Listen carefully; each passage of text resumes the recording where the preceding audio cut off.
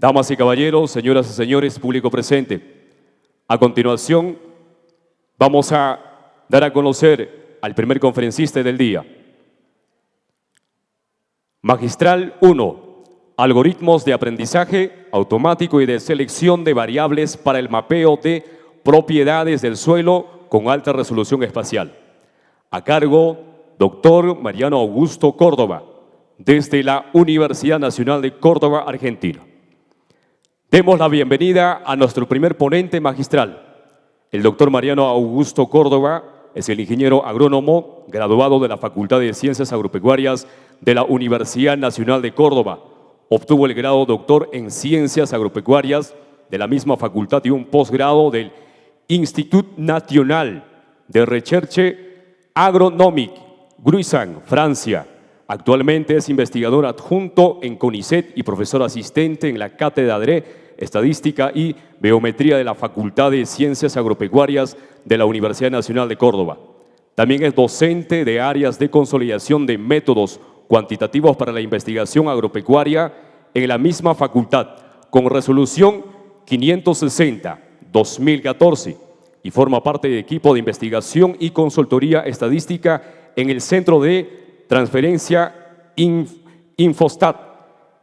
Asimismo, es responsable técnico del Servicio Tecnológico de Alto Nivel, Consultorio Estadístico ST 511, y ha publicado 24 artículos en 5 libros. El doctor Mariano presentará su conferencia magistral titulado Algoritmos de aprendizaje automático de la selección de variables para el mapeo propiedades de suelo con alta resolución espacial. Damas y caballeros, señoras y señores, voy a invitar, con permiso de cada uno de ustedes, al doctor Mariano Augusto Córdoba para que pueda pasar adelante. Y vamos a recibir con fuertes aplausos, señoras y señores.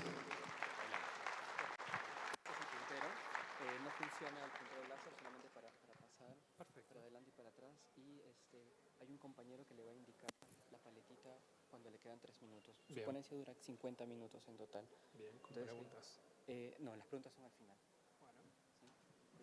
Ahí atento a mi compañero. Probablemente terminemos un ratito antes. Está Bien, bien. buenos días a todos.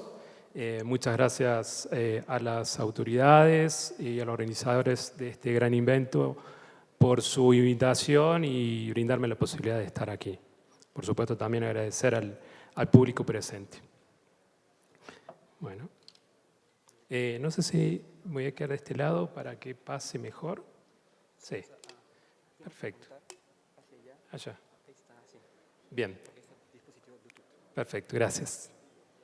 Bueno, ya hicieron la presentación de mi tema. Yo trabajo mucho en lo que es estadística aplicada, en ciencia de datos.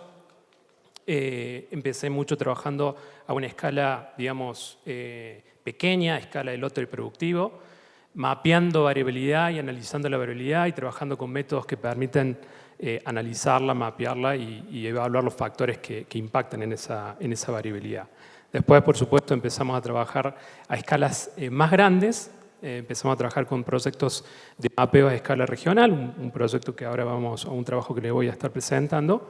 Y también una escala regional con una resolución un poco más grande en los productos, en los mapas que fuimos generando, y actualmente estamos volviendo, si se quiere, de esa gran escala, pero con una resolución espacial mayor, ¿no? La idea de tal vez de alta resolución puede ser algo ambiguo, en algún contexto la resolución de los mapas que yo les voy a estar presentando de este trabajo puede parecerles baja, por así decirlo, o alta, va a depender por supuesto del contexto, pero en el caso particular de donde yo vengo, bueno, había poca información de este tipo, así que fueron, digamos, todas ganancias las que fuimos obtenidos con este trabajo. Un poquito, un resumen de la presentación, simplemente ubicarnos espacialmente, geográficamente, de dónde vengo yo, de dónde se realizó este estudio, presentarles la idea también en el contexto de la institución en la cual articuló el trabajo que se realizó aquí, que se llama IDECOR. Les voy a contar un poquito rápidamente de qué se trata, los antecedentes del trabajo y después focalizarme un poco más en el trabajo, con una descripción un poco de la parte de metodología, los resultados y algunos comentarios. Bien, Como bien dijeron, yo, Mariano Córdoba, de la provincia de Córdoba, de la Universidad Nacional de Córdoba, todo de Córdoba. Córdoba se ubica en el centro de Argentina. Es una provincia que tiene una superficie de unos 16 millones de hectáreas. Aproximadamente unas 8 millones de hectáreas son destinadas a producción agrícola. De esas 8, 4 actualmente, más o menos por supuesto va cambiando de acuerdo a la campaña, son 4 destinadas a producción de soja y unas 2,5 a 3 de maíz, que son los principales cultivos que se hacen allí. La topografía es más bien una planicie, hay un cordón montañoso que son unas sierras, las denominadas sierras de Córdoba, hacia el oeste de la provincia, y con una elevación que va entre los 80 y casi 2.800 metros sobre el nivel del mar. Hay un gradiente de humedad que se da en el sentido este-oeste, con la zona hacia el oeste un poco más árido, con unas precipitaciones que están en el orden de los 400 y 900 milímetros anuales y las temperaturas anuales de 10 a 24 grados centígrados y un déficit hídrico de menos 480 a 80 milímetros por año. Los tipos de suelos aquí son principalmente de tipo molisoles, en un 60%, y entisoles. Bien. ¿De dónde se gesta este trabajo que le estoy presentando? Les decía de IDECOR, que es la infraestructura de datos espaciales de la provincia de Córdoba, que casualmente lo que hace esta institución es brindar soporte, generar una infraestructura donde se pueda alojar información georreferenciada o mapa, vamos a decir. Por supuesto que es información que tiene que estar estandarizada, de manera tal que cualquier usuario pueda utilizarla, descargarla, procesarla de distintas formas, con web service, por ejemplo, o de una descarga directa. Pero también hay un desarrollo de ciertas capacidades con capacitaciones, webinar, cursos que se dan. Realmente la comunidad es bastante grande. No solo involucra información referida a cuestiones, por ejemplo, catastrales, sino de información agropecuaria, un poco lo que voy a estar presentando yo, que son los mapas de propiedad del suelo. También hay un trabajo relacionado a la generación de un mapa de coberturas y uso de suelo, el Landcover. Mapas referidos a cuestiones ambientales como nivel de incendios en la provincia, estimaciones de rendimiento. Bueno, realmente los proyectos que hay por detrás y que se articulan a través de esta institución son variados, ¿no? Y lo importante aquí es muchas veces generar estas vinculaciones, porque hay mucha información, a veces muchas instituciones generan información de forma independiente y juntar todos esos actores realmente genera un valor agregado importante. Bueno, nosotros empezamos a trabajar en esto alrededor del 2019, vamos a decir, pero el puntapié inicial de este proceso fue un estudio sobre el valor de la tierra. Se quería estimar el valor de la tierra, eso que no se hacía hace como 30 años en la provincia, tenía que ser con una metodología rápida, en corto plazo. Empezamos a buscar información digital, digamos, por ejemplo, de propiedad del suelo, que sabían que podía estar relacionado con el valor de la tierra, y realmente no había mucho. Nuestro antecedente era el 2015, con un muestreo sistemático que se había hecho en la provincia de 350 observaciones. Pero bueno, con eso y articulando información con otras instituciones, empezamos a trabajar con el mapeo de propiedades del suelo con la idea de alimentar los modelos de estimación del valor de la tierra.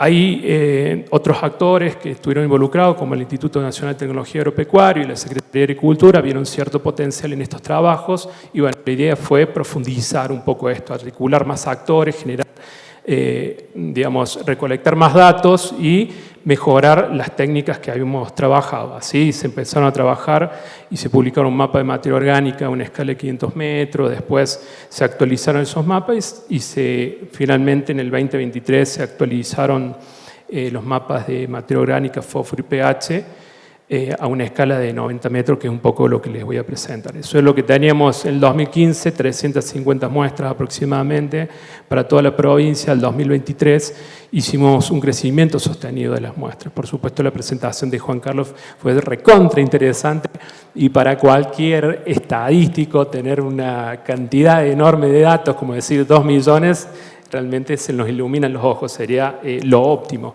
Entiendo también que aquí hay mucha dificultad por la cuestión de la variabilidad que tenemos, ¿no? Allá el problema más está hacia el oeste, que tenemos nuestras sierras, pero después todo es, vamos a decir, relativamente homogéneo. Bien. Eso era lo que teníamos, lo que habíamos logrado en el 2018, técnicas geoestadísticas del lado izquierda, un mapa bastante simple, con las muestras que teníamos en su momento, a pasar a un mapa con una mayor resolución, donde se pueden detectar patrones a una escala más pequeña, trabajando con métodos de aprendizaje automático, que se ha visto a lo largo del tiempo, o en los últimos años, que tienen una gran capacidad predictiva, y la posibilidad de introducir variables que mejoren la capacidad predictiva de los modelos, ¿no? Estas covariables que llamamos, y que se ve favorecido también esta posibilidad de generar este tipo de modelos en el contexto donde se da, que es en infraestructuras de datos espaciales, y uno puede obtener muchas capas de información. Bueno, pensar en esto, la gestión sostenible del suelo, tal vez un punto importante para lograrlo es poder tener un conocimiento de cómo es la variabilidad espacial de estas propiedades. Yo creo que es un punto muy importante. En este contexto, el mapeo digital del suelo surge como un enfoque prometedor para alcanzar este tipo de objetivos de generar información digital. También se ve favorecido por, en la actualidad, la gran cantidad de información que se tiene disponible y que está al alcance de todos. Que eso es lo que en definitiva alimenta estos modelos que estamos trabajando, ya sea de sensores remotos, información climática, datos de clima, topografía. O sea, realmente podría decir que hasta en algunos casos es abrumadora la cantidad de información que uno tiene disponible hoy, sumado eso al desarrollo computacional, particularmente en este caso, por ejemplo, los algoritmos de aprendizaje automático, aprendizaje profundo, vamos a decir, no vamos a entrar en detalles en las técnicas, pero que son promisorias y que tienen una alta eficiencia desde el punto de vista predictivo. Cuando pensamos en el mapeo digital de suelo, bueno, se basa en ese modelo conceptual, el modelo Scorpan, donde uno quiere, predecir una variable de suelo de interés en función a una serie de variables que están, donde uno hace una analogía con los factores formadores del suelo clásico, con variables predictoras de esa variable de interés. Esos factores están relacionados a otras variables de suelo, el clima, los organismos vivos, el relieve, el material parental, la edad y la posición espacial. Sumamos a eso también un término SE, que hace referencia a una cuestión aleatoria. En los modelos estadísticos claramente a nosotros nos interesa incorporar un término de incertidumbre, ¿no? Uno puede hacer una predicción, pero sabe que lo hace en un marco de cierta aleatoriedad que no podemos controlar y que sabemos que va a estar presente. Y en esa función ahí podemos trabajar con diferentes metodologías o diferentes modelos para hacer esas predicciones. Nosotros trabajamos con algunos algoritmos de aprendizaje automático, como ahí esos que aparecen, Quantel Regression Forest, Qt, Support Vector Machine, parecen cosas raras, que estuviesen muy alejados de lo que uno podría trabajar, pero la realidad es que cada vez están más al alcance de todos. Parecen, repito, cosas inalcanzables, pero hoy están disponibles y son de fácil acceso. Lleva un caminito, pero es factible. Bien. Y en este contexto donde tenemos muchas fuentes o covariables, así lo llamamos nosotros en estadística, o variables explicativas de nuestra variable o propiedad de suelo de interés, hay muchas, capas de información. Con lo cual, siempre desde el punto de vista de la modelación, de tratar de generar un modelo predictivo, queremos que sea un modelo parsimonioso, es decir, un modelo que me explique bien mi variable de interés, pero que sea lo más pequeño posible, en el sentido de que explique el fenómeno, la variable de interés, con la menos cantidad de variables o covariables asociadas. Entonces, eso puede facilitar, por un lado, comprender mejor cuáles son los factores que están impactando sobre esa variable de interés y, por otro lado, también, en algún contexto, acelerar los tiempos computacionales o de procesamiento de los datos. Métodos de selección de esas variables explicativas hay muchos. Por ejemplo, aquí vamos a utilizar uno que se llama selección recursiva de variables, que, bueno, sea en este contexto y en muchos estudios ha mostrado buen desempeño, así que fue uno de los que hemos utilizado en este trabajo. La idea aquí, bueno, el objetivo es un poco comparar estos modelos de aprendizaje automático para obtener estos mapas de variables de suelo, de materia orgánica, fósforo y pH, con una resolución, vamos a decir, de 90 metros, y combinado estos modelos con este algoritmo de selección de variables explicativas. Bien, un poquito de los datos. Aquí no tenemos los millones de datos que van a tener los colegas peruanos, pero ha sido importante, digamos, estamos satisfechos con la cantidad de información. De hecho, estudios que se hacen a nivel nacional, el tamaño o el N, que son parecidos a esto, rondan las 8.000 observaciones. Aquí llegamos a las más de 7.000. Lo que sí se trabajó con datos o, digamos, registro de análisis de fertilidad del suelo, así que todos los mapas que se fueron generando, y el antecedente previo es sobre el horizonte superficial, es decir, de 0 a 20 centímetros. Y las instituciones que aportaron datos estuvieron trabajando, por ejemplo, de lo que es la Secretaría de Agricultura, donde hay un programa de buenas prácticas agrícolas que digamos, premia al productor que, bueno, hace buenos manejos, buenas prácticas, y entre ellos los análisis del suelo claramente es realmente importante. Lo vemos aquí, lo han dicho varias veces, la importancia de hacer el análisis del suelo. Obviamente que allá también es súper importante, y también siempre hay un déficit en ese sentido, ¿no? Después, por supuesto, información que venían de otros programas, como un plan de mapas de suelo, que se van actualizando las cartas de suelos de toda la provincia de Córdoba, de eso coordinado por INTA y el Ministerio de Bioagroindustria de Córdoba, la información proveniente de las universidades, de Córdoba, Río Cuarto, CONICET, y también acá hubo un aporte importante de ciertas empresas privadas, vamos a decir, pero empresas relacionadas a servicios de agricultura y precisión, porque un déficit importante es lo que apuntaba recién Juan Carlos. Dijo, lo importante acá es la georreferenciación, y ese es el problema que tenemos. De hecho, tenemos los laboratorios estandarizados en INTA, y no tenemos la georreferenciación de los datos. En todos, en los que son de información del programa de carta de suelo, sí, pero lo que hacen, que brindan a productores y demás, no hay una georreferenciación del dato. Entonces, análisis de suelo y se hace mucho. De hecho, hemos contactado a alguna empresa y yo tengo también millones, si querés, pero no están georreferenciados. Entonces, eso es un cuello de botella. Pero bueno, estas empresas, al brindar servicios donde ellos tienen que hacer un mapeo de la variable espacial, georreferencias, siguen los protocolos estandarizados y demás, y que la información que ellos tienen realmente es de calidad y está georreferenciada. De esos datos, por supuesto, un proceso de estandarización. Aquellos teníamos datos de información mayoritariamente de 0,20, pero también de algunos del perfil completo, así que fueron estandarizadas a una profundidad de 0,20.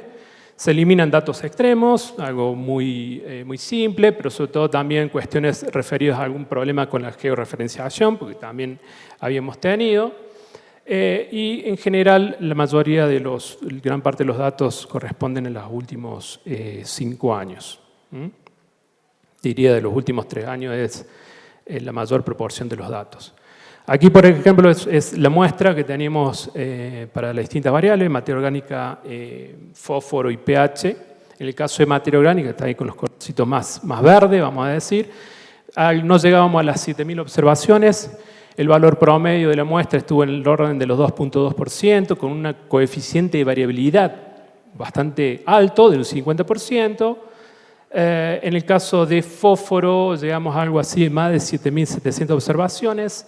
El contenido promedio fue de 26.5 partes por millón, y esta es la que tenía realmente una variable con alta variabilidad espacial, en este caso en el orden del 85%, a diferencia de pH, que fueron las menos variables en orden del 10%. El valor promedio para pH fue del 6,5. Bien, la distribución, también vemos ahí cómo es la distribución de los histogramas de frecuencias, como en el caso del fósforo también una distribución bastante más asimétrica respecto a materia orgánica y pH. Bien.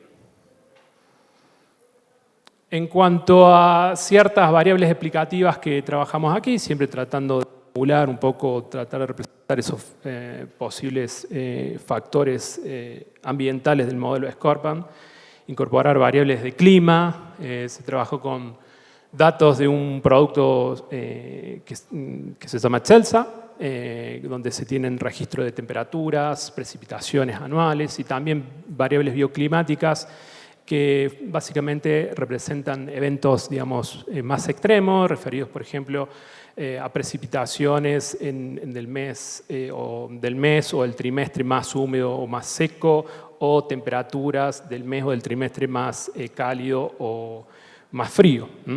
También se generaron variables referidas a índice de vegetación o productos de percepción remota, como índice de vegetación, temperatura de la superficie del suelo, un índice que se llama SWIR, para el periodo, los últimos 10 años aproximadamente, 2013-2023, y también con productos de MODIS para evaluar la parte de la fracción de radiación fotosintéticamente activa. Con respecto también a lo que es cobertura de suelo, se trabajó entre variables explicativas, se trabajó un mapa de cobertura o land cover de la provincia de Córdoba, donde se tenían 22 clases de uso de suelo, estaban en una resolución de 10 metros, todo esto se fue integrado a una escala de 90 metros, y ahí para ese land cover se seleccionan las coberturas relacionadas a cuestiones de cultivos, pasturas, bosques, suelo y demás. En cuanto a atributos topográficos y algunas variables geomorfométricas, se trabajó un producto que se llama Geomorfón, que está a 90 metros, que deriva de un modelo digital de elevación que está a 90 metros. Y ahí se calcularon diferentes índices que derivan de estos modelos digitales de elevación, como índices de pendiente, valores de aspecto, el índice topográfico de humedad, el índice de posición topográfica, bueno, una serie de índices que derivan de este modelo digital de elevación. Y además también se incluyeron otras propiedades del suelo, como información referida a la textura y limitantes, información que fue extraída desde cartas de suelo.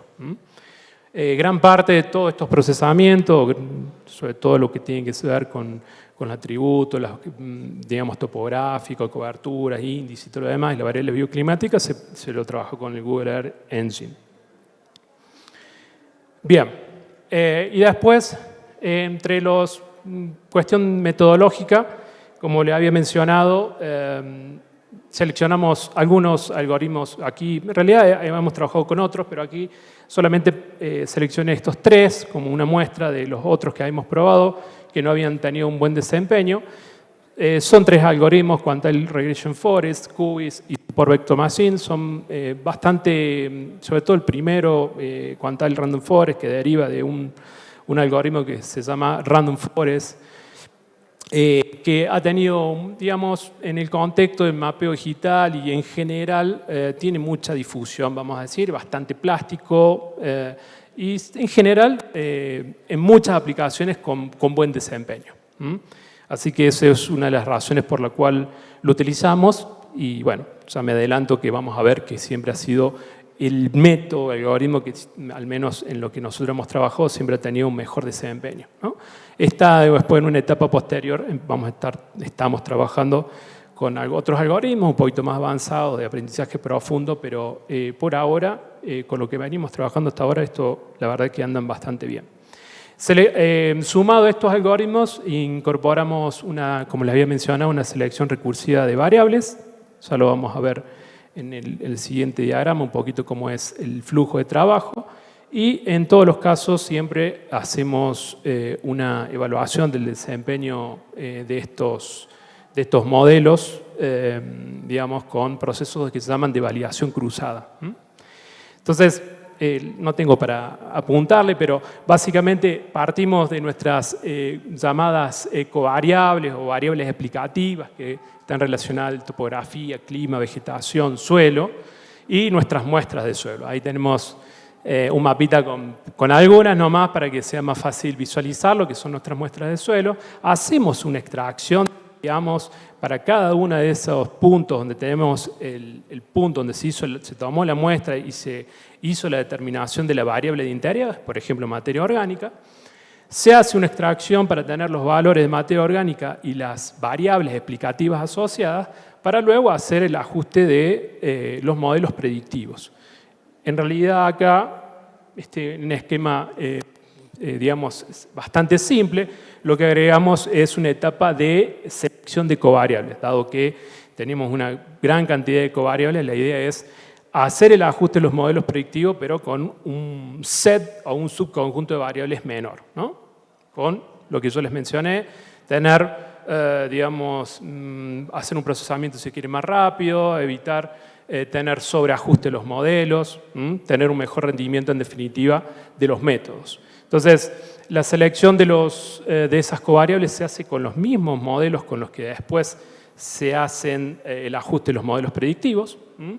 Y tanto aquí en la selección de las covariables se hace un proceso de validación cruzada que es simular que uno tiene como datos independientes para calcular cuál es el error de predicción, ¿sí? Siempre en estos modelos predictivos nos van a decir, en un punto donde no tengo una muestra de materia orgánica, ¿cuál va a ser el valor que predice mi modelo? Bueno, yo tengo que saber o tener una idea de cuál es el error asociado a esa predicción que se hace. Entonces, de allí la importancia de hacer una validación de los modelos predictivos, que lo hicimos tanto en la selección de las variables como en el ajuste de los modelos. Ahí ajustamos varios modelos, pero allá arriba, fíjense, dice evaluación, validación cruzada. Con las mismas muestras, se emula que uno tiene un set de datos independientes para cuantificar cuál va a ser el error de predicción, ¿sí? De esa forma uno tiene idea, bueno, de cuánto es, al menos porcentualmente, un 20, un 30, un 50% el error de predicción que yo tengo. Recuerden que estos modelos son muy bonitos, suena muy lindo decir, utilicé Machine Learning, que son métodos de inteligencia artificial, porque tranquilamente podría haber dicho acá, usamos algoritmos de inteligencia artificial, porque todos Machine Learning se lo considera. Pero hay que tener conciencia de que, bueno, son algoritmos y es una representación simplificada de la realidad. Entonces, la cuantificación de ese error de predicción es importante y ahí solamente metemos, o mejor dicho, les muestro un mapa de la predicción espacial. Pero en todos los protocolos de mapeo digital del suelo no solamente tenemos que presentar el mapa de la predicción espacial, sino el mapa de la incertidumbre de la predicción. Es decir, que en un píxel de 90 metros yo puedo saber cuál es la estimación que hice del valor de materia orgánica, un 2%, por ejemplo, pero ¿cuál es la incertidumbre de la predicción? ¿Cuál es la confiabilidad que tengo? Y mira, en ese punto vos dijiste que tenía 2%, pero con un 95% de confianza, como nos gusta decir muchas veces en estadística, a nosotros, más estadístico si se quiere, tu valor puede estar entre 1 y 3%. ¿Sí? Entonces uno ya tiene conciencia de que, bueno, tiene una estimación, tiene un lindo mapa de colores, pero tiene que tener asociado, tener presente que hay una incertidumbre asociada a esa estimación. Entonces, no hay protocolo de mapeo digital de suelo en lo cual no incluya un mapa de la predicción y del mapa de la incertidumbre de la predicción, ¿sí? A tenerlo presente. Estimo que vamos a tener algunas charlas, creo, referidas a la parte de cartografía digital, así que lo van a estar reforzando.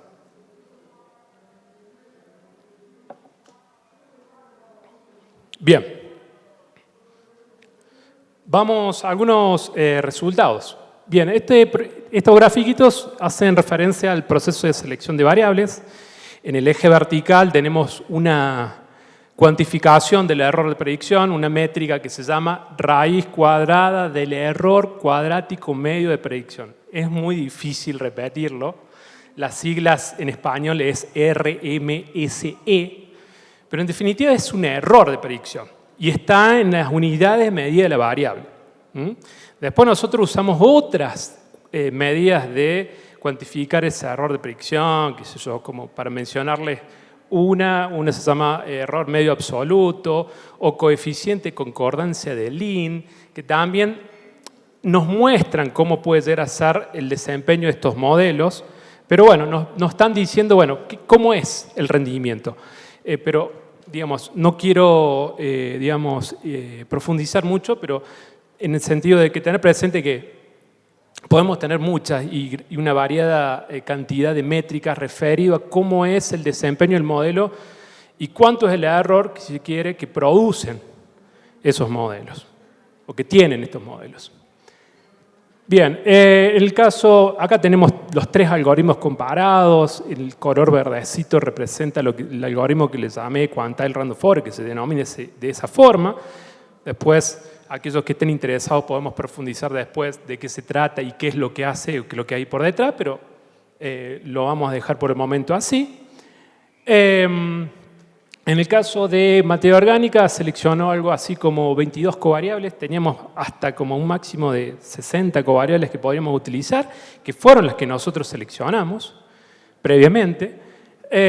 Para el caso de fósforo, el óptimo fue de 20 y para pH fue de 16, pero realmente las diferencias a partir de 16, 15 variables son muy pequeñas en cuanto a las diferencias en el error que generan, ¿no?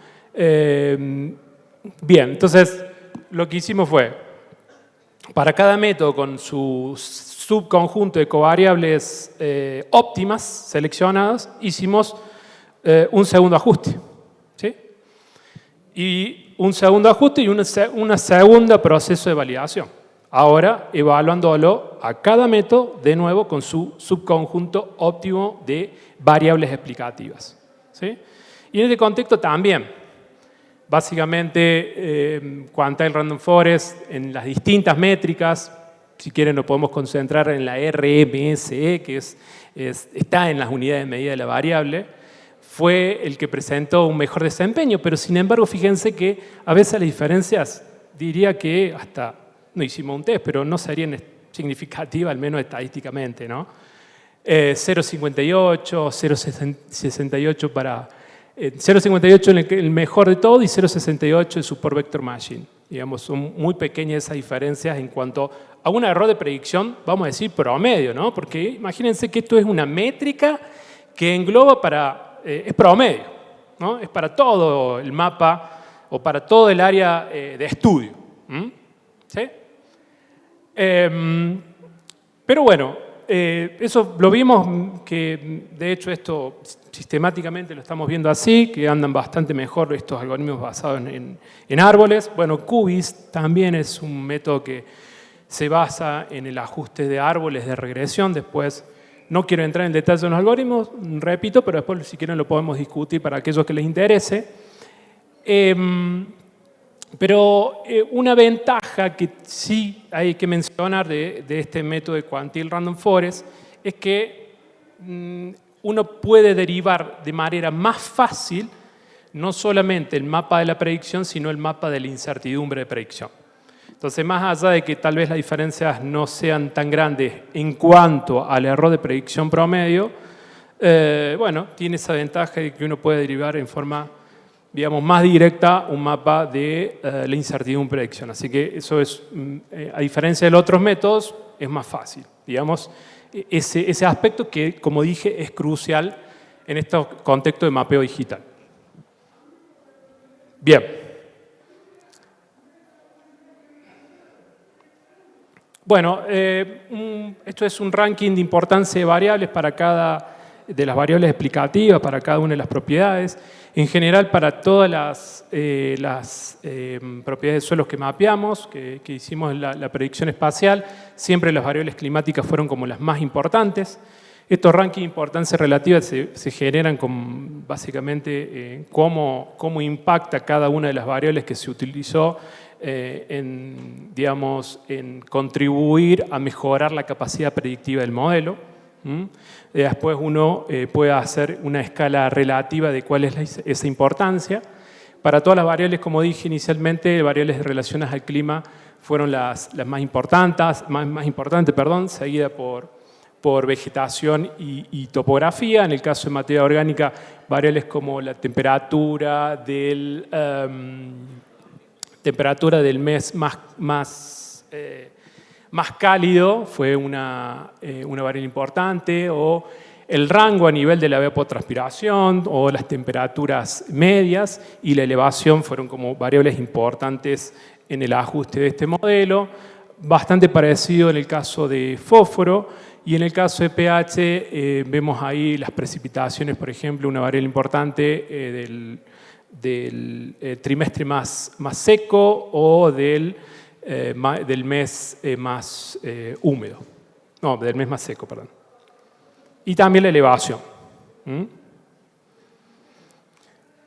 Bien, esto es... si me paso uno. Este es uno de los resultados. El lado izquierdo tenemos el mapa de la predicción de materia orgánica. El lado de la derecha, el mapa asociado a la incertidumbre de predicción, que está en escala de niveles de variabilidad en términos de desvío estándar, que está básicamente unidades de medida de la variable.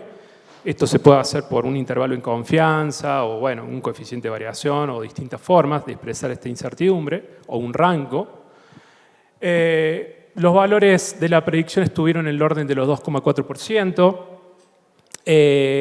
Los valores, un 5% estuvo por debajo del 1,37% y solo un 5% superó el 4% de materia orgánica. Los valores más altos están cercanos al área de esa que ve más oscura, es un área más elevada, ¿no? La zona de las sierras de Córdoba, donde hay vegetación natural. Hay un área donde hay piedra que está muy focalizado en el centro, que ahí se enmascaran o los valores estimados son cero, porque es piedra básicamente. Y hacia el norte también tenemos contenidos altos de materia orgánica. Es una zona, digamos, donde la actividad agrícola es más reciente. De hecho, hay algunos sectores donde todavía hay monte natural. Después tenemos altos valores hacia lo que es entre el 2,5 y 3% hacia el este, y valores bajos en la zona sudoeste, en el orden de 1,5%. Esta es una zona más arenosa, una zona bastante arenosa de la provincia de Córdoba, con los valores más bien bajos de materia orgánica. Los valores de incertidumbre de predicción en algunos casos fueron bastante altos, sobre todo estuvieron asociados en las zonas altas de la provincia, que se corresponden también, por un lado, hay dos cosas. Una zona mucho más variable, donde tenemos muchas variaciones a nivel de la topografía, un poco lo que había mencionado, bueno, Juan Carlos tiene muchos datos, pero también acá hay mucha variabilidad a nivel de topografía, lo cual eso requiere más información para tener un mejor modelo de predicción, vamos a decir. Y por otro lado también es donde tenemos menos datos, donde había menos información. Entonces, esas dos cosas son las que operan también a que tengamos mayor incertidumbre en esas áreas, ¿no? Y eso lo vamos a ver que se corresponde para todas las variables.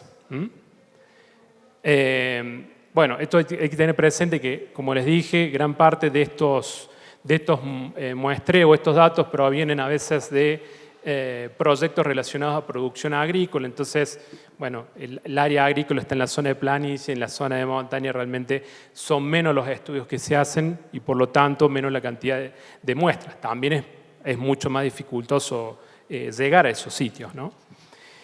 En el caso de fósforo, el valor promedio estuvo en el orden de las 25 partes por millón, con un 5% que estuvo por debajo de 14 partes por millón y un 5% por encima de 42 partes por millón. Gran parte de la provincia presentó valores que están entre 10 y 20 partes por millón. De nuevo, en la zona ahí más hacia el norte, donde se ve esa mancha más verde, vamos a decir, son valores que están por encima de los 35 partes por millón. Es un área, de nuevo, en algunos lugares de una agricultura más reciente y otros sitios donde todavía tenemos alguna cobertura vegetal de monte, arbustales, matorrales y demás. Después hay también un parchecito más verde, vamos a decir, hacia la zona este. Ahí hay una zona también más de producción lechera, donde hay mucha producción. También se cultivan pasturas, alfalfa, por ejemplo. Eso ayuda también a tener mayores valores. Inclusive también veíamos ahí en esos lugares mayores valores de materia orgánica. Bien. Y los valores de incertidumbre también estuvieron asociados de forma similar. En este caso estuvieron en el orden de las 20 partes por millón en promedio, el desvío estándar referido a la incertidumbre de las predicciones que se realizaron ahí. Para pH, los valores promedio fueron de 6,6, con una variabilidad también baja a nivel de las predicciones. Como veíamos a nivel de la muestra, es una variable mucho más simétrica y es menos variable, con lo cual los mapas de incertidumbres también asociados, vamos a decir, tenemos predicciones más confiables, pero por propio de la naturaleza de la variable, a diferencia de fósforo, donde las incertidumbres realmente son mucho más grandes, si bien teníamos más datos, pero es una variable muy variable. Y bueno, ahí las incertidumbres fueron mayores, ¿no? Valores en promedio de 6,6, como les dije anteriormente. Valores por encima de 7,2 estuvieron en un 5% de la provincia, en las zonas más áridas del oeste, con bajo nivel de precipitaciones, y también en zona de lagunas y bañados en la zona sur de la provincia, y también en el noroeste, ahí que están afectados. Esa mancha blanca es la laguna de Mar Chiquita, un cuerpo de agua súper importante de Córdoba. Bueno, un poco para ver, porque a veces si yo les muestro un mapa de 500 metros o 90 metros no van a ver diferencia a esa escala, pero estas son las diferencias que uno podría llegar a ver. Esto es más o menos la misma área donde teníamos información. Aquí vemos cada uno de esos cuadraditos de distintos colores, es un píxel de 500 metros por 500 metros, y los puntitos negros son muestras. En este caso son muestras de uno de los aportantes de información que claramente trabaja en ver variabilidad de escala de lote. Entonces tenemos una gran densidad de datos, ¿no? Así que de alguna forma hasta estábamos desperdiciando información a esa escala, ¿no? Entonces, si nosotros vemos cómo cambia, ahí está, para la misma área, esto es un mapa de resolución de 90 metros, ¿no? Entonces ya podemos empezar a ver no solamente la variabilidad a una escala regional, sino a una escala intralote, lo cual puede ser más, en algunos contextos puede ser más provechoso para el productor o el usuario final. Hay que tener cuidado con esto porque que yo les brinde o que tengan disponible este mapa no significa que tienen que dejar de hacer los análisis de suelo. Entonces, hay como que tener mucho cuidado con esto y siempre decir, esto es una representación, una herramienta, hay muchas capas de información, busca las cartas de suelo, utiliza estos mapas y el diagnóstico integral. Pero el análisis de suelo es fundamental, entonces tenemos que tener también cuidado con eso. La idea es avanzar todavía más en esto y la idea es generar una aplicación que permita al usuario ingresar datos de su unidad productiva georreferenciados y con el modelo que ya tenemos entrenado le genere un mapa de variabilidad espacial de variable de interés. En este caso vamos a empezar con materia orgánica, pero es un poco lo que estamos trabajando actualmente. De manera tal que incentivar a que haga el análisis de suelo y, por supuesto, alimentar estos modelos que requieren de información para mejorar la precisión. Así que eso es lo que vamos a estar en breve presentando. Algunos comentarios finales. Bueno, como vimos, el algoritmo del Quantile Random Forest, un poco lo que les anticipé, fue el que tuvo mejor rendimiento y, como les dije, tiene esa gran ventaja de informar la incertidumbre y la predicción. La selección de variables contribuye de forma importante no solamente a ver cuáles pueden ser las variables más importantes, definir los factores asociados al mapeo que están contribuyendo de mayor manera o con mayor impacto, vamos a decir, sino también a reducir los tiempos computacionales. En el caso de los factores, bueno, vimos que el clima es un factor súper importante para las tres variables. La vegetación y la topografía también fueron importantes para mapeo orgánico y fósforo. Está muy relacionado también la elevación en las zonas altas, donde hay vegetación natural. Con una cobertura natural, por supuesto, van a retener más materia orgánica que una zona donde tenemos una cobertura agrícola, es algo esperado. Lo mismo también referido al fósforo en áreas agrícolas, vimos que tenemos menores niveles de fósforo, a diferencia de zonas donde hubo un pastoreo más reciente o una cobertura natural, digamos. Y en el sector sur estuvo asociado en pequeña franjita que veíamos que, o no sé si se los mostré, pero que aumentaba el valor y eso estaba relacionado a la deposición de sedimentos volcánicos. En cuanto a pH, en las regiones áridas, bueno, un poco tal vez por la menor cuantía de precipitaciones, que por lo tanto hay menor lixiviación de sales solubles y carbonatos, y también en suelos alcalinos que se asocian a lo mejor un menor drenaje y mayores niveles de pH. Ahí veíamos valores más altos de pH en forma general, ¿no? Lo que dijimos de incertidumbre de predicción, lo importante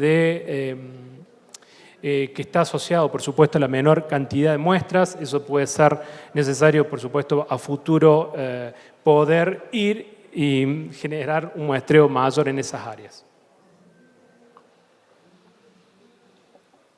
Y lo que sí quería, digamos, también destacar, llamémosle ecosistema colaborativo, esta red que se armó, donde a partir de esta institución que pudo articular distintas instituciones, lo que venían trabajando para generar, si se quiere, información que puede ser de interés, un producto que no estaba y que hoy está disponible.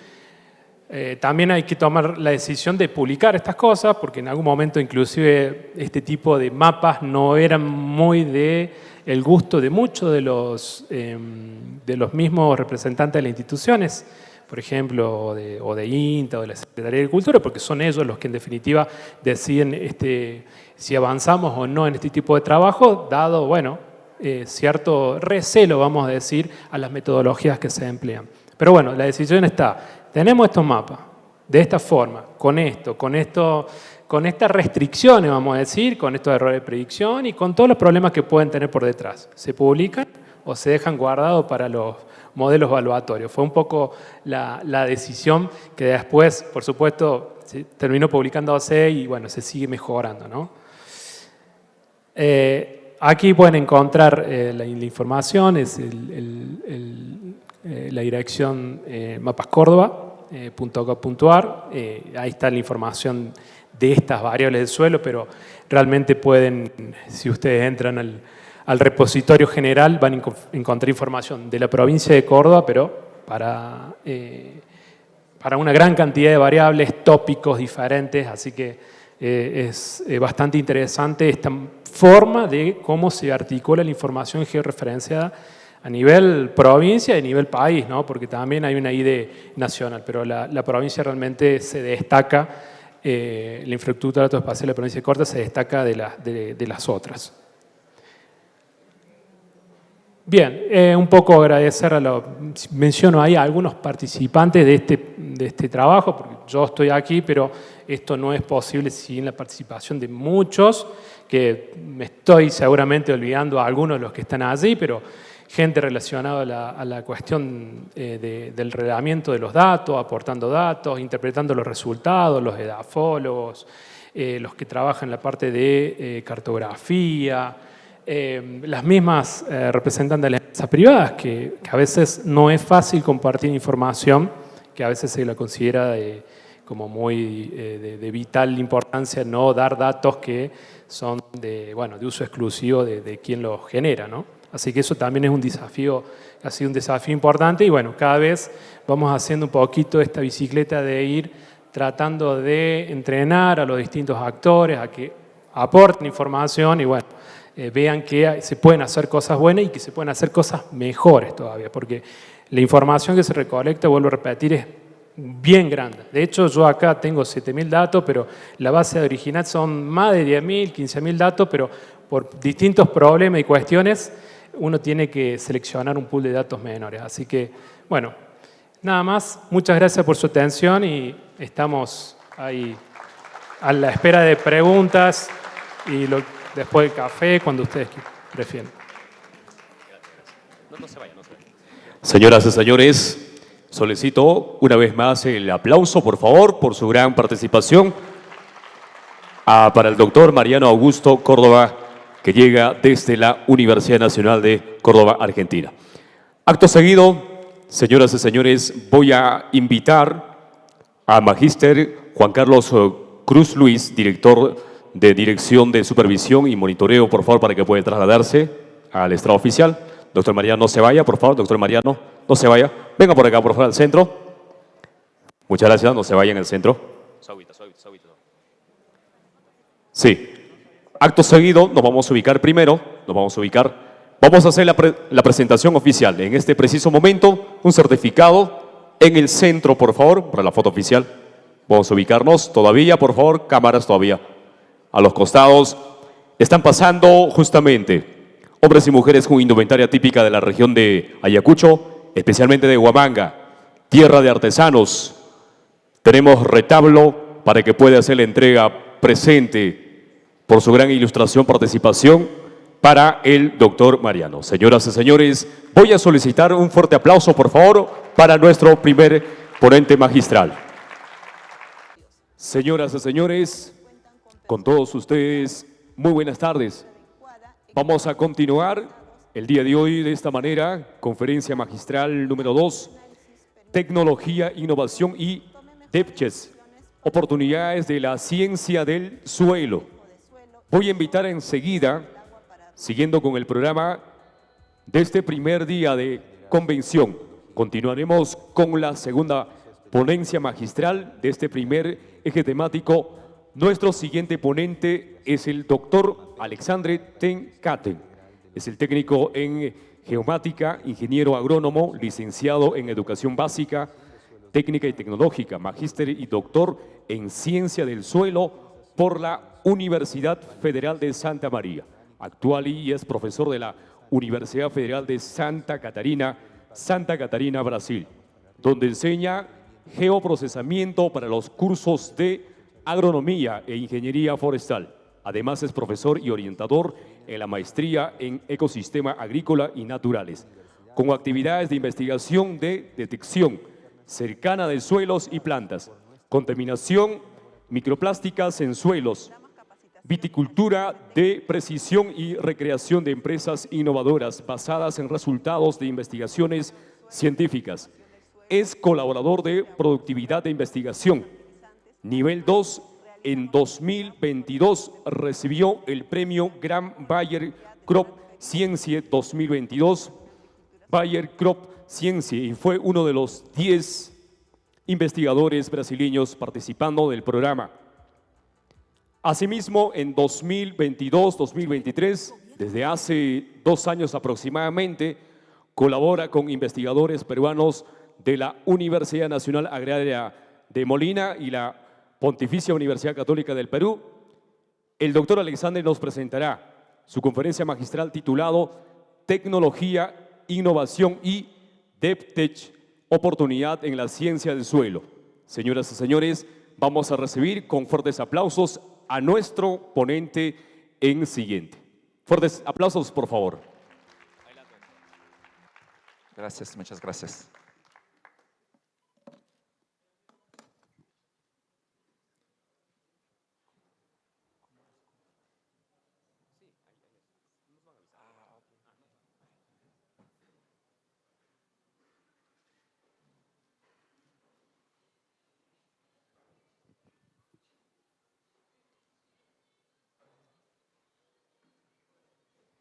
Olá, buenas tardes a todos. Muchas gracias por esta invitación de estar aquí con vosotros. Muchas gracias a Winia pela organização desse evento. Professor Carlos Mestanza, muitas graças por ter me colocado em contato com a organização deste evento. É uma honra muito grande estar aqui. Primeiramente, mil desculpas por não falar espanhol. Eu vou falar um pouquinho portunhol, talvez, mas minhas diapositivas estão todas em espanhol para que despacito possamos nos entender. Minha apresentação terá estes 5 tópicos, aqui um breve guia, uma apresentação personal, as Deep Techs, o que são as Deep Techs, agrônica, uma palavra que também conheci pela primeira vez acá, agrônica, oportunidades em Peru vistos por um estrangeiro, que hemos feito em Brasil, em nosso laboratório, na Universidade Federal de Santa Catarina, e algumas considerações finais. Bem, acho muito importante dizer um pouquinho sobre meu contexto pessoal, quem sou. Tenho técnico em geomática, isto acredito que explica um pouco porque me gusta a área de pedometria, que hoje pela manhã já tivemos uma fantástica apresentação do nosso colega argentino, e isso entendo que explica bastante porque tenho gosto por essa área da pedometria e que vou mostrar adiante. Tenho licenciatura em agronomia e, como dito pela apresentação, doutorado em ciência do solo. Também fiz uma licenciatura para docência e ensinança básica, técnica e tecnológica. Então, faço uma diferenciação naquilo que é o doutorado, porque o doutorado forma científicos, não forma professores. Os professores são formados em cursos de pedagogia e ensinança. E, por causa disso, fiz esse segundo curso para ter essa capacitação de ser verdadeiramente professor. E, como tal, me sinto verdadeiramente professor. Hoje, sou professor desde 2008, alguns anos, quase 15 anos já em ensinos. E coloco alguns desafios atuais personais, aqui abaixo, porque caracterizam muito o meu cotidiano de trabalho. Estou em uma instituição muito nova, a minha instituição, por isso que, inclusive, mencionei acá o Gênesis. Me sinto parte do Gênesis de uma universidade em Brasil, porque começamos nossa universidade do zero.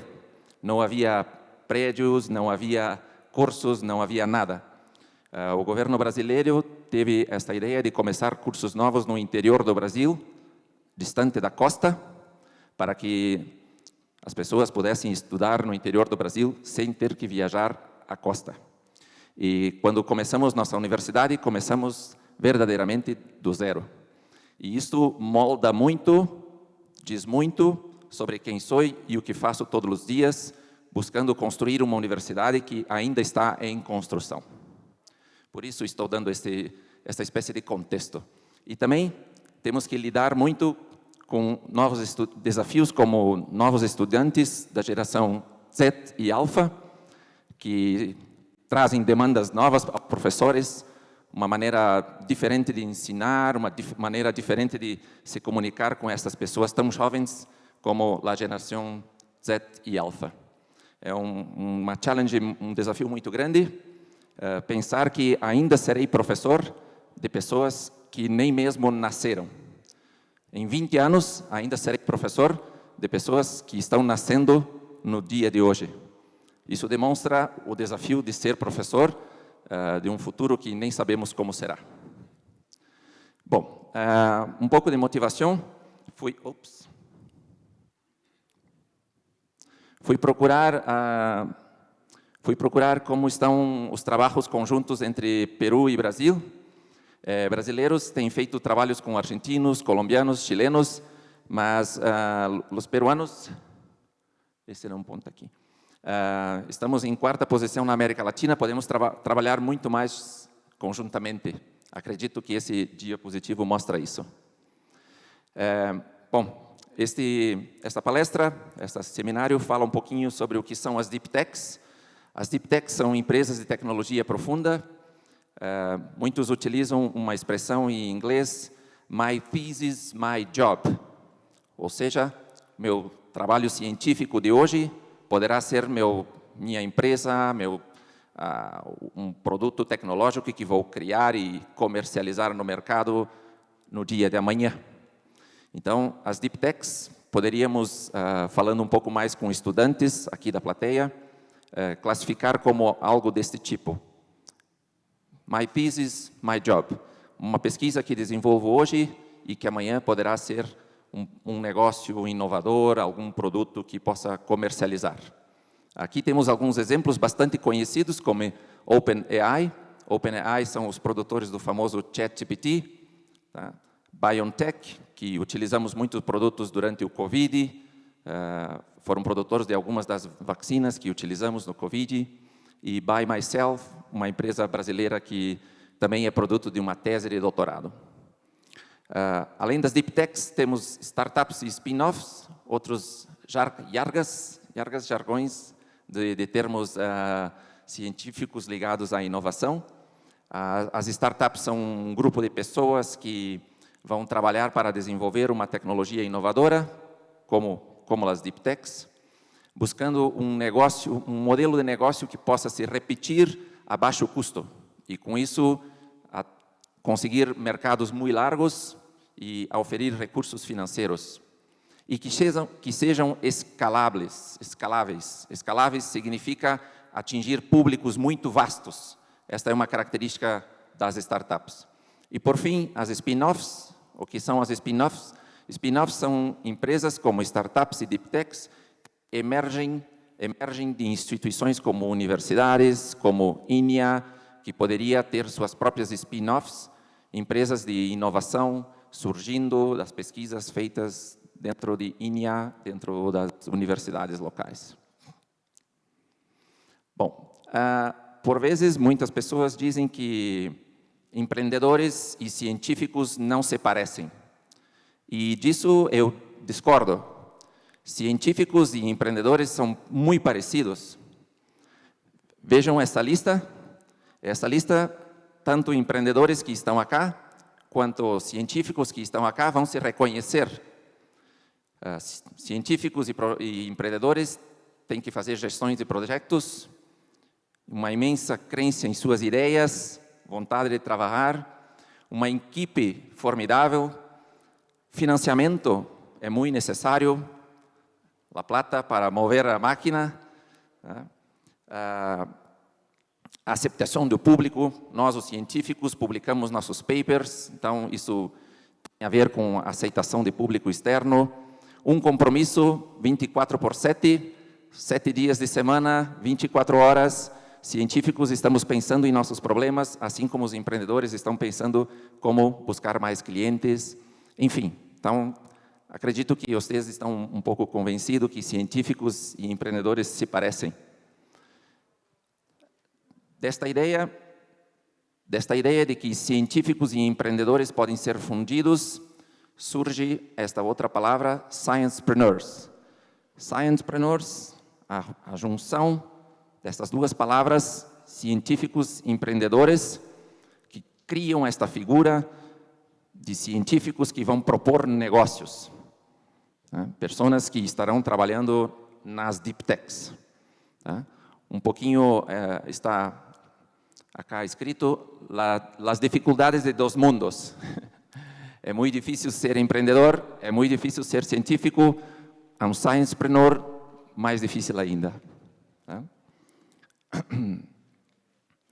Bom, o que é importante para o funcionamento de uma Deep Tech? Das minhas experiências personais, o que tenho aprendido é que o mais significativo é o equipo, as pessoas. Quem vai trabalhar com você? Por isso estou dizendo 90% é a equipe. Teamwork, utilizando uma palavra do inglês. Então, é muito importante que tenha pessoas, científicos e empreendedores comprometidos com a causa, comprometidos com aquilo que está propondo. E, bom, o restante, a área de atuação, 5%, dinheiro, tempo, também são importantes, mas o mais significativo são as pessoas, que pessoas trabalham com você. Algumas jargas entre as Deep Techs. Aqui, a jarga TRL, Technology Readiness Level. A mim, como científico, me gusta muito pensar nessa terminologia TRL, porque quando estou propondo um novo projeto, penso como desenvolvido está este caminho entre o TRL1 e TRL9, onde está cada atividade científica que fazemos. Acá, deste lado, são ideias muito básicas, seus primeiros dias de trabalho científico, e do outro lado, produtos praticamente prontos que podem ser comercializados, e em algum lugar no meio, estamos todos nós com as nossas atividades de pesquisa. Então, desse lado, as universidades, colaborações empresas, universidade, do outro lado, produtos praticamente acabados para a indústria. Outra jarga, o Vale da Morte. Este é um gráfico que as Deep Techs, startups, spin-offs, acompanham de muito próximo, porque diz respeito à la plata, o dinheiro. Para fazer pesquisa, precisas desse recurso que vai pagar as bolsas, equipamentos, e com o cambiar dos dias, esse dinheiro vai se acabando e você se aproxima do Vale da Morte e precisa buscar novos recursos para colocar em pé a sua startup, a sua empresa, o seu negócio. E este Vale da Morte é um ponto muito difícil de ser cruzado, porque significa a transição entre as universidades e as empresas e os produtos. Não por acaso é chamado Vale da Morte, porque é uma fase muito complexa para as startups e deep techs. Sair do conhecimento científico e chegar ao mercado com um novo produto, um novo insumo, um novo fertilizante, uma nova máquina, um novo aplicativo de celular. Essa transição, não por acaso, então, é chamada Vale da Morte. E por isso é importante o apoio financeiro das instituições.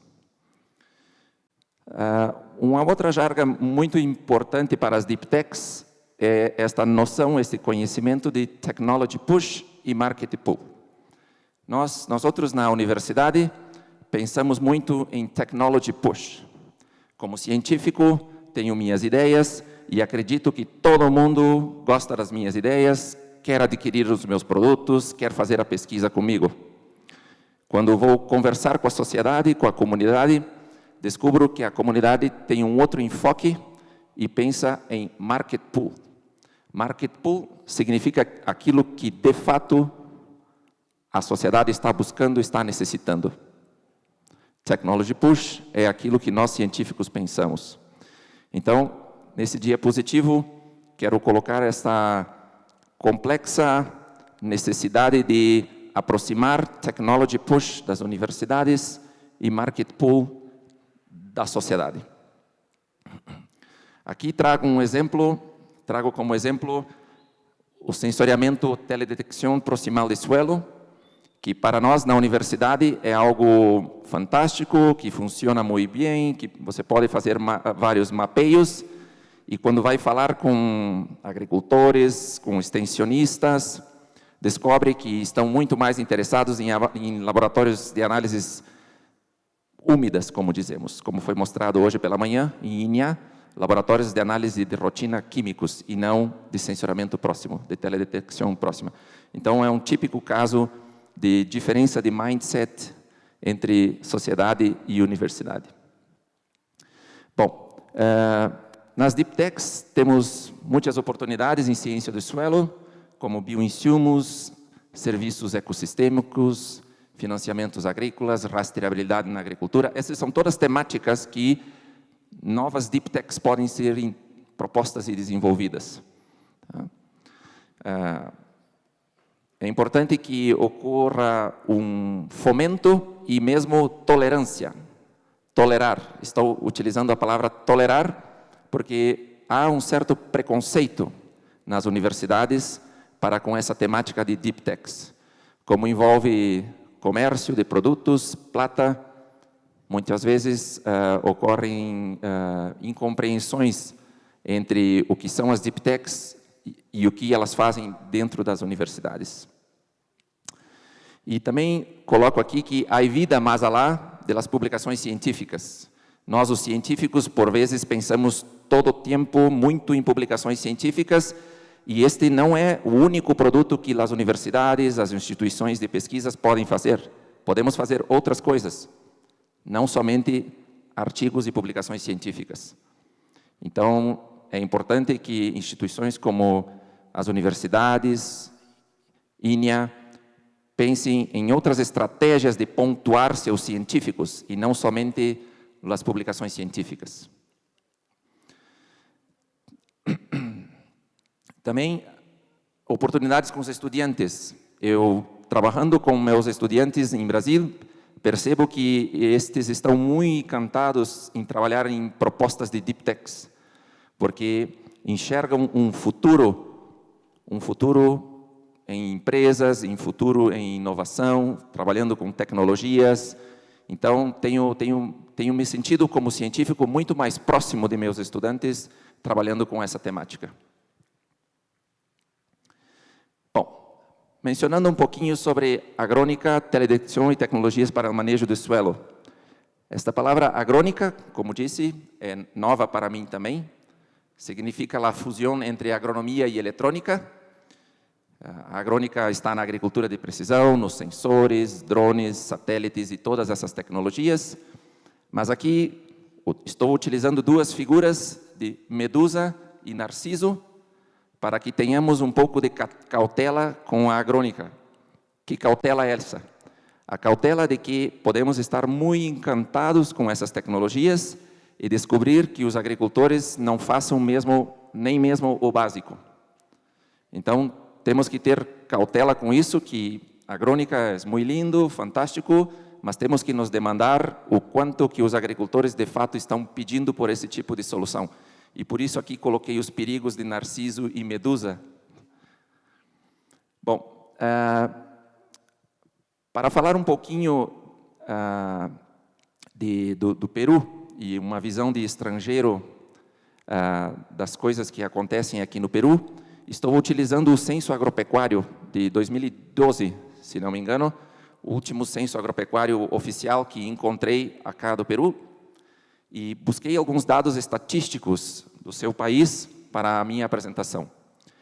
Quando trabalhamos nessa temática Deep Techs, Startups, Spin-offs, é fundamental, muito importante, que olhamos para as estatísticas, porque as estatísticas vão guiar, vão nos dizer o que uma startup pode fazer, o que uma Deep Tech pode fazer e transformar esse conhecimento em plata, em negócios. Por isso, é importante observar os censos oficiais que cada país, que cada província tem. E aqui chama muito a atenção, me chamou muito a atenção, o número de propriedades, 2.260.000 propriedades. Há muitas propriedades rurais em Peru. Então, isso caracteriza um território ocupado por propriedades muito pequenas, que vai refletir o que uma Deep Tech, uma startup, poderia fazer pelo Peru. Terias que começar no primeiro dia enfocando produtos aplicáveis à pequena propriedade. Também, neste mesmo censo, quais são as maiores dificuldades da agricultura peruana? O censo diz que a falta de água, falta de crédito e falta de mão de obra são as piores coisas, aquilo que mais gera dificuldade para a agricultura peruana. Então, esta estatística já serve, já nos mostra um guia de caminho para uma Deep Tech, uma startup, uma spin-off. Outra coisa muito interessante neste censo agropecuário, a quantidade de propriedades muito pequenas. O censo mostra 1,8 milhões de propriedades muito pequenas, abaixo de 5 hectares. É um perfil de agricultura, um perfil de agropecuária que deve dizer às startups, deep techs e spin-offs que possam surgir aqui no Peru, quais públicos poderiam estar atuando, em que públicos atuar, em que públicos mirar, com características de propriedade muito pequenas. Tá? Um aluno, um estudante da cá do Peru que está trabalhando comigo em Brasil, me ha dito que em Peru há um processo de microparcelização, que as propriedades vão ficando menores e menores quando os padres dividem as propriedades com os filhos e assim sucessivamente. Isso, então, traz uma característica de agricultura muito específica do Peru. Bom, mas mesmo com certas características e dificuldades, essas dificuldades e características são uma fortaleza, são algo positivo, que pode ser explorado como um produto de exportação. Então, o manejo do suelo como um produto de exportação. O que quero dizer com isso? Quero dizer que a complexidade que vemos aqui no Peru, estou aqui agora há quatro dias, e já vi muito dessa complexidade cultural, de território, de propriedades, e isto é uma fortaleza peruana que pode ser explorada pelas deep techs para gerar produtos de exportação. Como, por exemplo, demandas locais na costa, sierra e selva que possam interessar a outros países do mundo. Pequenas propriedades com alta diversidade de produtos e cultivos que trazem características que não são somente peruanas, mas também aplicáveis em outros países do mundo. Pequenas propriedades enfrentam problemas muito complexos como fruticultura, horticultura, mão de obra, comercialização, processamento. Todos esses problemas podem ser explorados economicamente pelas deep techs e são soluções que podem ser desenvolvidas no Peru e aplicáveis a outros países do mundo. Uma estatística mundial muito interessante está aqui. O Peru estima em torno de 1/5 de seus solos com algum problema de manejo, algum grau de degradação. Este é um dado estatístico do Ministério do Ambiente peruano. 1/5 do Peru enfrenta algum grau de degradação em seus solos. E isso não é exclusivo do Peru. Se vemos 33% dos solos mundiais enfrentam algum processo de degradação. E na Europa, 60% dos suelos têm algum grau de degradação, ou seja, degradação dos suelos é um problema mundial. O que significa que se trabalhares aqui em Peru neste problema, poderá exportar soluções. Vocês lembram, no início da minha apresentação, eu falava que as deep techs necessitam trabalhar em problemas escaláveis, soluções escaláveis. Se trabalhar em manejo de suelo, com certeza todo o planeta necessita soluções em manejo de suelo. Claramente, desenvolver tecnologias em manejo de suelo se aplicará a todo o globo terrestre. As estatísticas estão mostrando isso. Aqui mostro um exemplo que aconteceu no Brasil. Norte-americanos vêm ao Brasil conhecer as técnicas de manejo do plantio de soja. Temos mesmo hoje em Brasil um turismo agropecuário. Há países que estão vindo ao Brasil conhecer a siembra directa, que fazemos agora há cerca de 40 anos em Brasil. Então, esta é uma solução para o manejo do suelo que agora o Brasil está exportando. As pessoas estão indo em Brasil visualizar soluções. O mesmo pode acontecer aqui no Peru, se as pessoas se dedicarem a problemas que têm demanda mundial. Um outro exemplo, a siembra direta de hortaliças. Isto aconteceu na província onde eu habito. Pessoas de Etiópia estão vindo ao Brasil conhecer como ocorre a siembra direta de hortaliças. Então, problemas de manejo de suelo locais em Peru podem ter escala e comércios internacionais. E aqui vou fazer uma pequena publicidade, um pequeno comercial. Esta mulher, Maria Bartz é hija de dos criadores da Siembra Directa em Brasil, Herbert Bartz. Cerca de 40 anos, nos anos 70, 50 anos agora, dos primeiros homens que desenvolveu a ideia da siembra directa. Era um agricultor, não era um científico, observava o seu suelo e acreditava que precisava fazer algo diferente. Sua hija hoje é minha colega, trabalha em PPGA, Programa de Ecossistemas Agrícolas e Naturais. Ela trabalha com o desenvolvimento de tecnologias para manejo do suelo, trabalhamos junto no sul do Brasil. Bom, ainda utilizando dados do Censo Nacional Agropecuário Peruano, o que vemos que a aplicação de fertilizantes é muito baixa entre agricultores do Peru. Então, para as deep techs, startups, spin-offs, aqui temos mais uma solução, mais um problema que pode se dedicar, desenvolver tecnologias e encontrar um mercado escalável de soluções. Nesse sentido, trago aqui a espectroscopia de suelos, que a FAO, Organização das Nações Unidas para a Agricultura, está trabalhando nessa temática, buscando criar tecnologias para mapeio da necessidade de fertilizantes de suelos.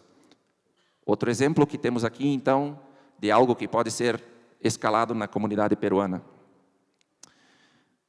Mais uma temática do Censo Nacional Peruano, a característica da agricultura peruana no que tange a mulheres e homens. Percebe-se uma pirâmide social com mais idade, pessoas de faixas etárias maiores e muito masculinas. Há uma participação baixa de mulheres, a participação feminina é reduzida e mulheres mais novas, mais jovens, muito pequena. Então, esta é uma temática que muitos países têm pensado como desenvolver a participação das mulheres na agricultura, e as deep techs, as startups, também podem trabalhar nessa temática com a produção de vídeos, com a utilização de inteligência artificial, com a criação de uma série de tecnologias que poderiam atingir as ninhas, as mulheres e promovê-las na agricultura. E esta é uma temática que também tem aplicação em todo o planeta. A questão do uso da água nos suelos peruanos. Aqui trago o exemplo de uma empresa brasileira chamada Cultivo Tech. Esta Cultivo Tech, conheço as pessoas que trabalham nessa empresa, estão desenvolvendo pequenos sensores para o manejo da irrigação na agricultura. E esta é uma temática que o Censo Agropecuário Peruano também coloca como problemática e que ainda demanda de muitas soluções. Outra aplicação para Deep Techs no Peru, o uso da teledetecção. Esta é a temática que me é muito preciosa e cara, porque trabalho com meus estudantes nessa temática. E o Peru apresenta um desafio muito interessante que diz respeito ao tamanho das propriedades. Como ocorre essa microparcelização, as propriedades são muito pequenas, então isso apresenta desafios para a teledetecção. Mas hoje temos tecnologias como os drones, e mesmo empresas que estão trabalhando como essa Pixel, é uma empresa que está trabalhando com resolução espacial de 5 metros. 5 metros significa um grande número de amostras por teledetecção. Então, são soluções como essa que o Peru pode estar desenvolvendo e que também são escaláveis para todo o planeta. Bom, agora quero mostrar um pouco do que fazemos em Brasília em pesquisa. Este é o laboratório que coordeno, Sengis, o laboratório que coordeno buscando gerar dados para orientar a tomada de decisão. E estes são alguns dos projetos que temos em nossa equipe de trabalho. Todos esses projetos têm alguma relação com Deep Techs, startups e a aplicação de teledetecção em agricultura. O primeiro deles, Sensor Green.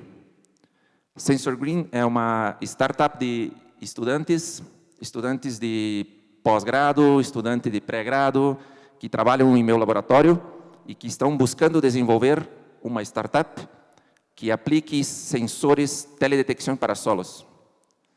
Então, essa é uma temática que já trabalhamos há 4 anos, porque é muito difícil fazer a pesquisa e criar uma deep tech. Uma outra vertente dessa startup Sensor Green é a utilização de inteligência artificial diretamente com os agricultores.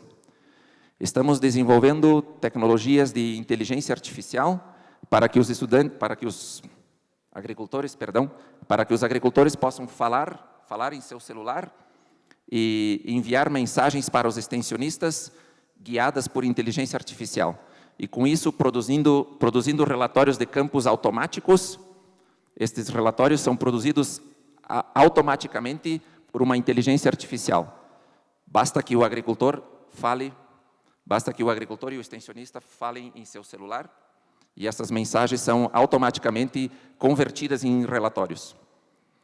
Isso permite que essas mensagens produzam dados ao final do dia, do que foi feito, da jornada de trabalho e assim por diante. Conseguimos incluir, inclusive em nossa municipalidade,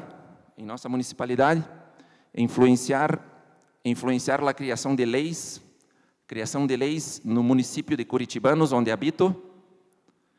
Influenciamos a municipalidade em criar leis para a inclusão de startups nos financiamentos públicos de nossa cidade. Estamos muito contentes com este objetivo alcançado, porque mostra que, além de científicos, empreendedores, também conseguimos influenciar as leis locais para que contemplem a criação de startups.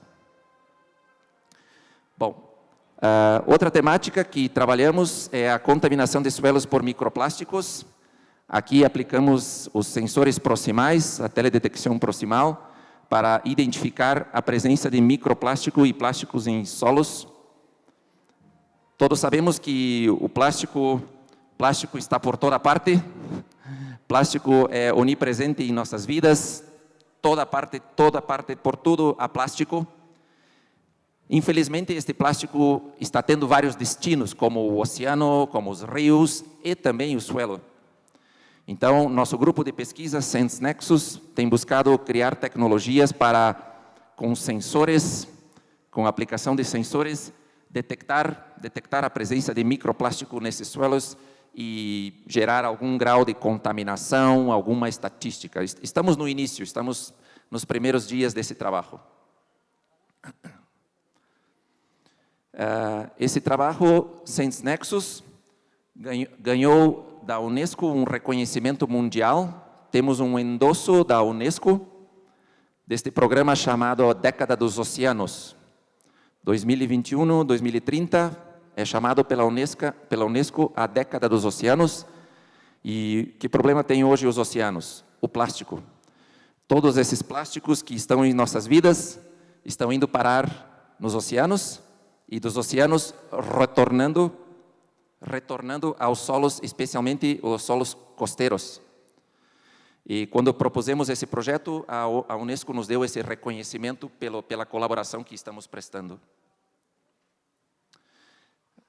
Também conseguimos ir até a Antártica. O Brasil tem hoje um programa de 40 anos no continente antártico. E no ano passado, 2023, e agora este ano, vamos retornar à Antártica, porque estamos fazendo o mapeio da presença de plástico em suelos antárticos. Infelizmente, os primeiros dados não são positivos e nós outros encontramos plásticos em suelos antárticos. Isto é uma má notícia, isso não é bom, porque este é um ambiente pristino, distante, que deveria estar conservado. Mas os plásticos das nossas vidas, do nosso cotidiano, chegaram até mesmo já à Antártica. E em Antártica aprendi uma coisa muito interessante sobre brasileiros e peruanos, que somos vizinhos. O Brasil tem uma estação chamada Comandante Ferraz, e os vizinhos mais cercanos são os peruanos. na estação peruana Machu Picchu. Eu poderia ter ido mesmo visitar os peruanos, não fosse pela temperatura da água, menos 3 graus. Um homem sobrevive 90 segundos na água. Então, por isso, não fui visitar os peruanos. Mas o plástico é um problema muito sério também na agricultura. Casas de invernadeiro, tubos de irrigação, embalagens para comércio. O plástico está em toda parte na agricultura. E devemos ficar alerta que este problema está crescendo. Então, como vamos manejar o plástico nos suelos quando se tornar um poluente? Tá? Isso trabalhamos em Sense Nexus, esse nosso projeto. Outro projeto que temos chama-se iVitis, Viticultura de Precisão, onde aplicamos sensores para conversar com as plantas. Você pode coletar amostras de suelos, como foi mostrado hoje aqui, pode coletar amostras das hojas e mandar ao laboratório, mas também pode utilizar sensores para medir as características das plantas, e isso fazemos nesse projeto iVitis. A característica mais importante desse projeto é ser um projeto on-farm. Projetos on-farm são desenvolvidos nas propriedades com os agricultores, não na universidade. Isso traz desafios, porque temos que trabalhar em um campo comercial com os agricultores, não podemos prejudicar sua produção, ao mesmo tempo que temos que fazer ciência, desenvolver conhecimento científico. Mas projetos on-farm são muito positivos para a universidade, porque nos aproximam dos agricultores, nos aproximam de problemas reais. Então, temos muito orgulho desse projeto, porque estamos trabalhando diretamente com os agricultores, e não em campos experimentais científicos isolados na universidade. Aqui estão algumas amostras de imagens, inclusive o professor Carlos Mestanza já visitou esse experimento, está aqui coletando em uma calicata, coletando algumas amostras de suelo. Neste experimento, coletamos uma variedade muito grande de dados com estações meteorológicas, sensores, monitoreio do solo, da água, e geramos soluções para que o agricultor possa talvez dividir seu campo de cultivos em zonas. Uma zona produtiva, outra zona produtiva, e haver uma qualidade de vinho superior, quiçá. Aqui alguns resultados, algumas calicatas.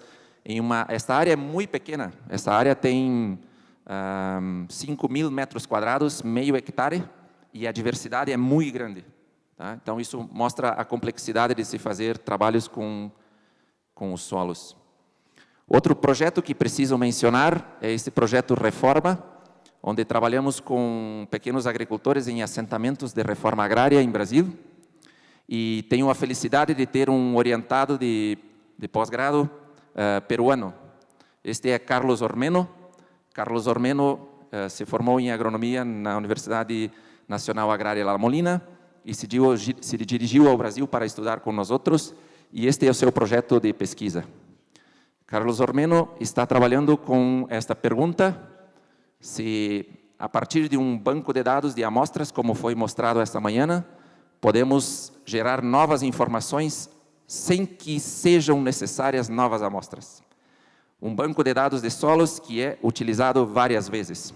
Então, com isso está trabalhando Carlos Ormeno, também em um projeto, como disse, com pequenos agricultores. Por último, este é o nosso projeto mais jovem, está apenas nos primeiros dias. Temos um financiamento da Fundação Bill e Melinda Gates, que em uma convocatória no ano passado estão buscando soluções tecnológicas para monitorar a fixação biológica de nitrógeno. E nos perguntamos como que a teledetecção e os sensores proximais podem ser uma solução para este problema. Submetemos um projeto e fomos bem-sucedidos, e agora estamos começando um projeto de pesquisa em áreas que temos gramíneas e leguminosas, e vamos buscar detectar nitrógeno 14 e nitrógeno 15 usando teledetecção. Esta é a amostra padrão. Esta amostra padrão custa $25, $25, 100 reais, 120 reais em Brasil, é muito custoso para os agricultores. E o que vamos buscar desenrolar é se a teledetecção é capaz de servir como estratégia para mensurar o nitrogênio 14 e 15. Está nos primeiros dias, vamos ver o que acontece. Bom, agora algumas considerações finais.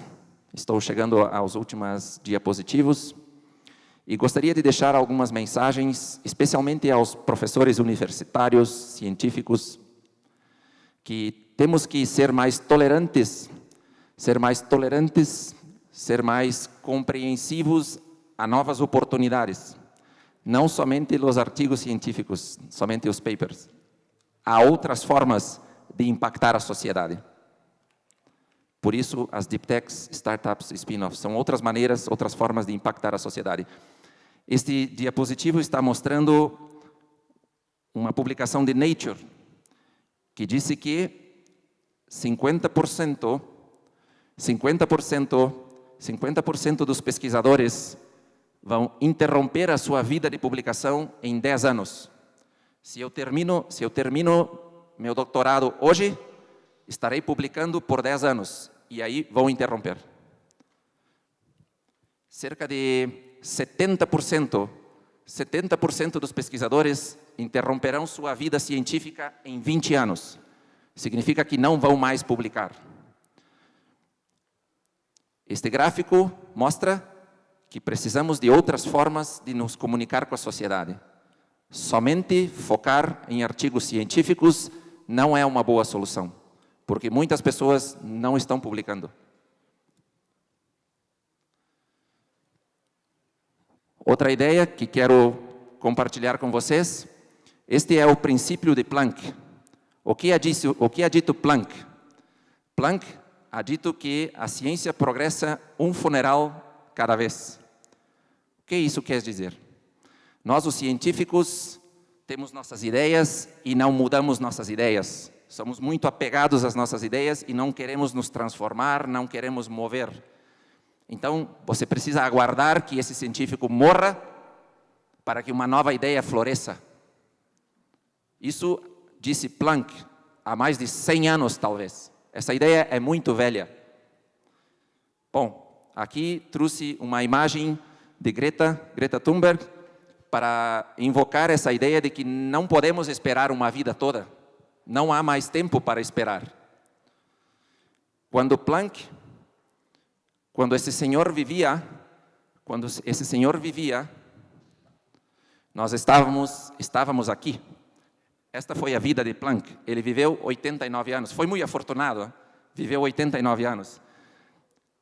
Para alguém que nasceu no ano 2000, vai viver próximo a 2100, aqui estão os mesmos 89 anos. E o planeta Terra, será radicalmente diferente. Temos hoje as mudanças climáticas em curso e elas estão se acelerando. É isso que mostra esse gráfico. Então, se este senhor poderia esperar uma vida, o que quero dizer é que nós não podemos mais esperar uma vida, porque a Terra está cambiando muito rápido. Então, temos que pensar em como nos permitir transformarmos. Outra maneira de dizer isso... Desculpa. Poderia voltar à apresentação, por favor? Acredito que interrompi.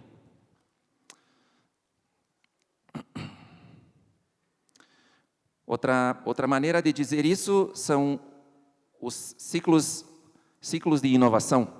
Innovation cycles. Há muitos anos, uma pessoa vivia toda uma geração, toda uma vida, e a sociedade tinha ciclos de inovação muito largos. Talvez aqui, os mais velhos vão lembrar do surgimento da energia elétrica. Depois da energia elétrica, o computador. Depois, a internet. E agora as coisas estão indo cada vez mais rápido. Toda semana, todo ano, temos uma novidade. Estes são os ciclos de inovação atuais. Os ciclos de inovação estão ficando muito curtos. Então, não podemos esperar toda uma vida para nos transformarmos, temos que nos transformar mais rapidamente. Planck viveu aqui e talvez tenha visto um único ciclo de inovação. Mas quem, como nós outros, vivemos aqui, temos hoje ciclos de inovação muito rápidos. Então, aqui agora falando de um ciclo de inovação que me diz muito respeito à pedometria, os estudos quantitativos de solos, onde usamos sensores para mensurar, para detectar, para conversar, dialogar com plantas e suelos. Temos que nos permitir fazer isso. Galileu, em 1500, mirou as luas de Júpiter para promover uma ideia revolucionária que não somente a Lua estava em torno da Terra, mas também Júpiter tinha suas próprias luas. Há muito tempo já usamos sensores. Usar sensor não é novidade. Astronomia, física, muitas áreas usam sensores. Por que a ciência do suelo não pode usar sensores? Temos que nos permitir inovar. Os ciclos de inovação, a mudança do planeta está ocorrendo muito rápido. Agora, uma pequena crítica. Também quero fazer uma pequena crítica à pedometria e aos estudos quantitativos de solos. Aqui, em rojo, o que temos demandado dos estudantes desta área. Temos demandado que sejam X-Men, Spider-Man, super-homens, que conheçam tudo, que conheçam suelos, que conheçam teledetecção, que conheçam computadores, que conheçam estatística. Estamos colocando muitas demandas. E aqui talvez os colegas podem, mais tarde podemos debater se isso está correto ou não, mas acredito que estamos fazendo muitas demandas. Valdir, as demandas que fazemos para o trabalho em pedometria estão ficando muito complexas. Take it easy. E ao fazermos todas essas demandas, que conheçam agricultura, que conheçam solo, que conheçam programação, estamos criando esse tipo de pedólogo. Este é o pedólogo que temos agora, que conhece muito de computadores, que conhece muito de softwares, que conhece muito de teledetecção, mas com muita pouca experiência de campo, de calicatas, de levantamentos de solos no ambiente natural. Então, com essas mãozinhas pequenas, como Tyrannosaurus Rex, talvez temos agora os pedólogos que estão se tecnificando demasiadamente com pouco contato com o suelo. Então, isso queria deixar aqui uma pequena crítica, que tenho muita afinidade por tecnologia, mas também conheço os efeitos colaterais. E esta figura foi ameaçada por isto. Então, temos que ter cautela como estamos formando nossos alunos, se estão tendo habilidades de computadores, habilidades de campo. A formação de um agrônomo em suelo, de um pedólogo, é muito complexa. Mas não podemos também mirar somente em computadores. Perfeito? Então, era esta a minha apresentação. Muitas graças. Mais uma vez, desculpe pelo português e não falar espanhol, né?